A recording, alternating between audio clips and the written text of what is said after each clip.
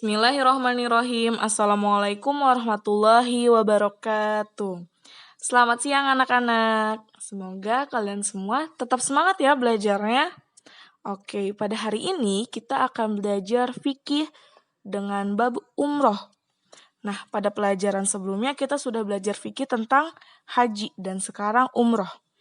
Umroh itu memiliki arti sengaja mengunjungi Baitullah atau Ka'bah di Makkah Al-Mukarramah dengan niat beribadah dengan syarat-syarat dan tata cara tertentu. Umroh ini juga biasa disebut dengan haji kecil karena hampir semuanya sama dengan ibadah haji. Hanya saja ada perbedaan dalam waktu dan rukunnya. Kalau ibadah haji dilaksanakan pada bulan Zulhijjah atau bulan haji. Kalau umroh ini bisa dilaksanakan kapan saja. Hukum ibadah umroh ini fardu ain atau wajib bagi setiap orang Islam, laki-laki atau perempuan yang mampu. Dan umroh untuk kedua, ketiga, dan seterusnya itu hukumnya sunnah. Nah, hal ini sesuai dengan firman Allah Subhanahu wa Ta'ala yang berbunyi wa atimmul hajja wal umrata lillah. Dan sempurnakanlah ibadah haji dan umroh karena Allah. Selanjutnya, waktu mengerjakan ibadah umroh. Nah, adapun waktu mengerjakan ibadah umroh ini adalah sebagai berikut.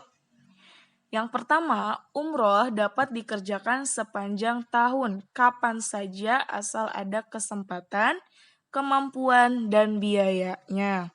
Yang kedua, umroh juga dapat dikerjakan bersama-sama dengan pelaksanaan ibadah haji.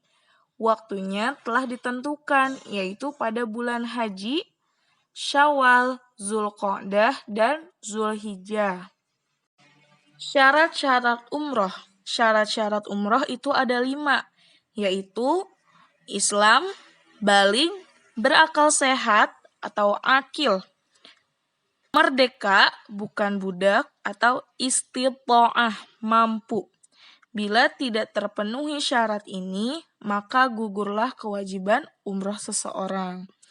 Nah, selanjutnya, rukun umroh itu juga ada 5. Yang pertama, niat ihram untuk umroh.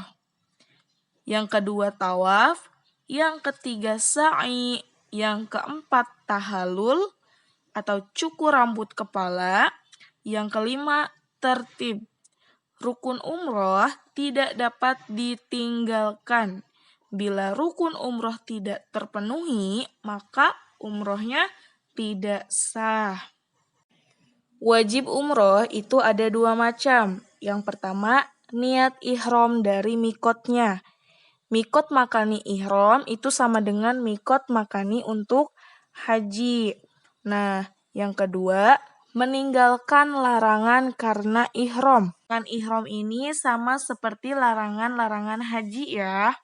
Nah, wajib umroh ini adalah ketentuan yang apabila kita langgar, maka ibadah umrohnya tetap sah.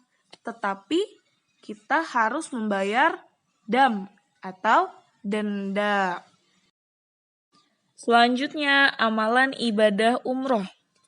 Amalan-amalan ketika melaksanakan ibadah umroh adalah sebagai berikut. Yang pertama, kita melaksanakan ihram dan mikot. Yaitu sama seperti haji, kita harus berpakaian ihram dan berniat untuk umroh. Nah, yang kedua, meninggalkan larangan ihram umroh. Sama seperti larangan ihram haji. Yang ketiga, kemudian kita masuk Masjidil Haram untuk melaksanakan tawaf sebagaimana tawaf haji. Tawafnya sama 7 kali, dimulai dari Hajar Aswad dan diakhiri juga di Hajar Aswad. Nah, setelah tawaf dilanjutkan kita mengerjakan sa'i. Sama juga seperti mengerjakan sa'i haji. Yang kelima itu tahallul dengan mencukur atau memotong rambut. sedikitnya 3 helai rambut. Yang keenam itu tertib, artinya melakukannya dengan berurutan dan memenuhi rukun umroh. Yang ketujuh, mengerjakan sunnah umroh, yaitu mengunjungi makam Rasulullah Shallallahu Alaihi Wasallam di kota Madinah. Oh iya, kalian juga perlu tahu nih perbedaan antara umroh dan haji. Nah, yang pertama itu perbedaannya, jika haji dilaksanakan pada bulan-bulan tertentu, yaitu Syawal, Zulqa'dah, dan Zulhijjah.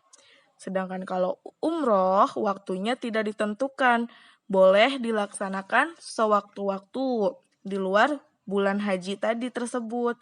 Nah, yang kedua, dalam ibadah haji itu ada wukuf di padang Arafah.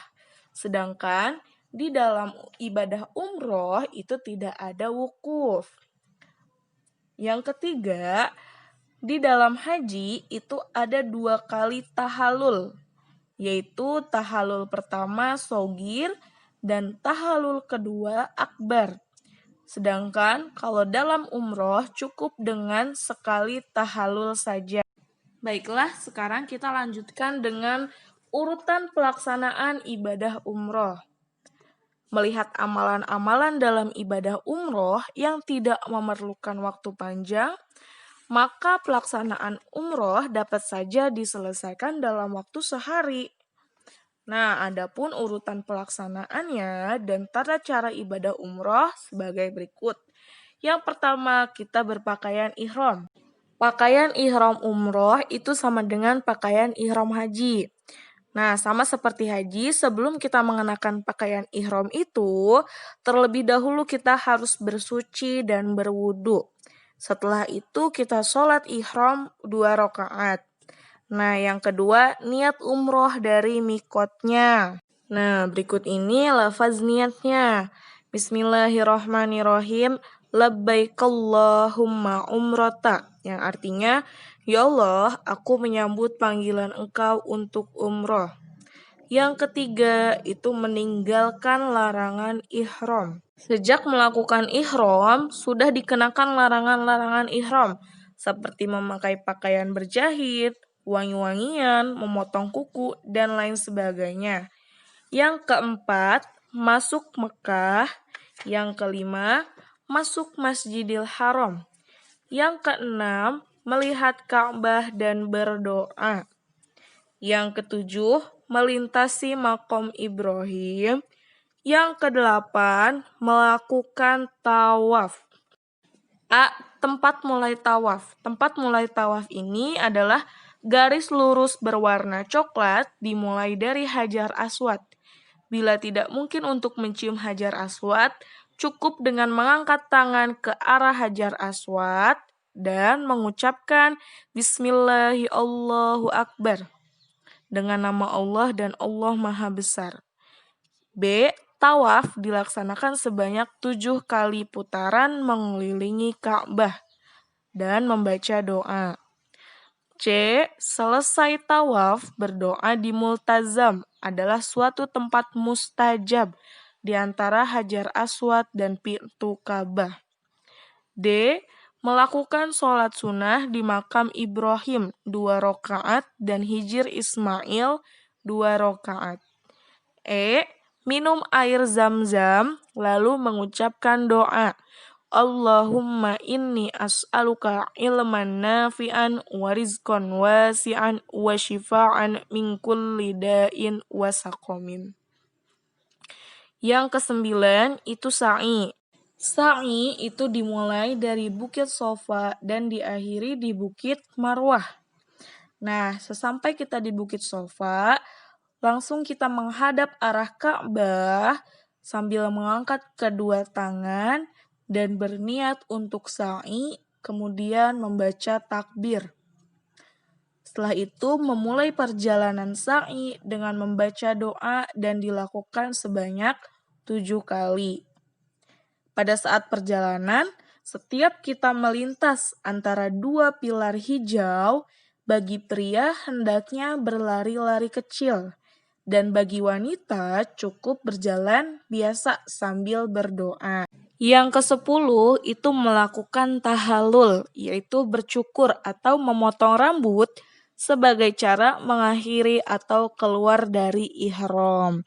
Yang ke-11 tertib. Dengan selesainya tahallul berarti selesailah sudah pelaksanaan umroh. Bila keadaan memungkinkan disunahkan untuk mengunjungi atau ziarah ke makam Nabi Muhammad SAW yang berada di kota Madinah. Selanjutnya larangan selama melaksanakan ibadah umroh. Nah, larangan-larangan selama ibadah umroh itu sama saja seperti larangan-larangan dalam ibadah haji. Baiklah, itu dia pembelajaran fikih kita hari ini. Kurang lebihnya Bunda mohon maaf. Semoga pembelajaran hari ini dapat kalian terima dengan baik dan bermanfaat untuk kita semua. Wabillahi taufiq wal hidayah. Wassalamualaikum warahmatullahi wabarakatuh.